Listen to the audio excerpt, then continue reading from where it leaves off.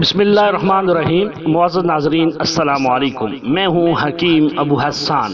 آپ اس وقت المحمود دواخانہ YouTube channel دیکھ رہے ہیں۔ مجھے امید ہے کہ آپ سب خیریت سے ہوں گے۔ اللہ جل شانہ ہم سب کا حامی و ناصر ہو۔ ناظرین، آج کا ہمارا ٹاپک ہے اولاد کی تربیت۔ بچے مستقبل میں قوم کے معمار ہوتے ہیں۔ اگر انہیں صحیح تربیت دی جائے تو اس کا مطلب ہے ایک اچھے اور مضبوط معاشرے کے لیے ایک صحیح بنیاد ڈال دی گئی۔ بچوں کی اچھی تربیت سے ایک مثالی معاشرہ وجود میں آتا ہے، اس لیے کہ ایک اچھا پودا ہی مستقبل میں تناور درخت بن سکتا ہے۔ بچپن کی تربیت نقش علی الحجر کی طرح ہوتی ہے۔ بچپن میں ہی اگر بچے کی صحیح دینی و اخلاقی تربیت اور اصلاح کی جائے تو بڑے ہونے کے بعد بھی وہ ان پر عمل پیرا رہے گا۔ اس کے برخلاف اگر درست طریقے سے ان کی تربیت نہ کی گئی تو بلوغت کے بعد ان سے بھلائی کی زیادہ توقع نہیں کی جا سکتی۔ بلوغت کے بعد وہ جن برے اخلاق و اعمال کا مرتکب ہوگا اس کے ذمہ دار اور قصوروار والدین ہی ہوں گے، جنہوں نے ابتدا سے ہی ان کی صحیح رہنمائی نہیں کی۔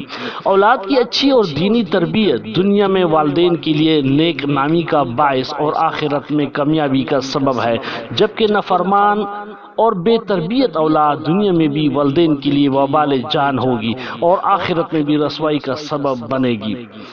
اولاد کی ظاہری اور باطنی دونوں قسم کی تربیت والدین کے ذمہ فرض ہے۔ ماں باپ کے دل میں اپنی اولاد کے لیے بے حد رحمت و شفقت کا فطری جذبہ اور احساس پایا جاتا ہے۔ یہی پدری و مادری فطری جذبات و احساسات ہی ہیں جو بچوں کی دیکھ بھال، تربیت اور ان کی ضروریات کی کفالت پر انہیں ابھارتے ہیں۔ ماں باپ کے دل میں یہ جذبات راسخ ہوں اور ساتھ ساتھ اپنی ذمہ داریوں کا بھی احساس ہو تو وہ اپنے فرائض اور ذمہ داریاں احسن طریقے سے اخلاص کے ساتھ پوری کر سکتے ہیں۔ اللہ تعالیٰ کا ارشاد ہے، اپنے آپ کو اور اپنی اولاد کو اس آگ سے بچاؤ جس کا ایندھن انسان اور پتھر ہیں۔ حضرت علی رضی اللہ تعالیٰ عنہ نے اس آیت کی تفسیر و تشریح میں فرمایا کہ اپنی اولاد کو تعلیم دو اور ان کو ادب سکھاؤ۔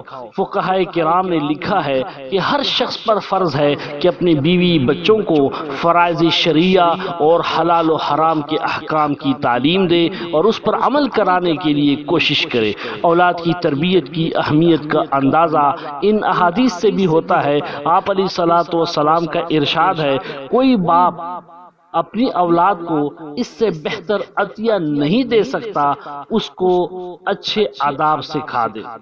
یعنی اچھی تربیت کرنا اور اچھے آداب سکھانا اولاد کے لیے سب سے بہترین عطیہ ہے۔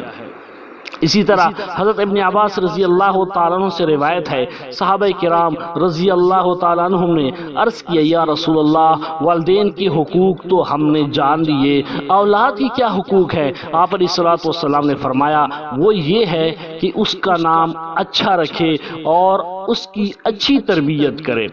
یہ بہت بڑا گناہ ہے کہ انسان جن کا ذمہ دار اور رکھوالا ہے انہیں ضائع کر دے، ان کی تربیت نہ کرے۔ یہ بھی ضائع کرنا ہے کہ بچوں کو یوں ہی چھوڑ دینا کہ وہ بھٹکتے پھریں، صحیح راستے سے ہٹ جائیں، ان کے عقائد و اخلاق برباد ہو جائیں۔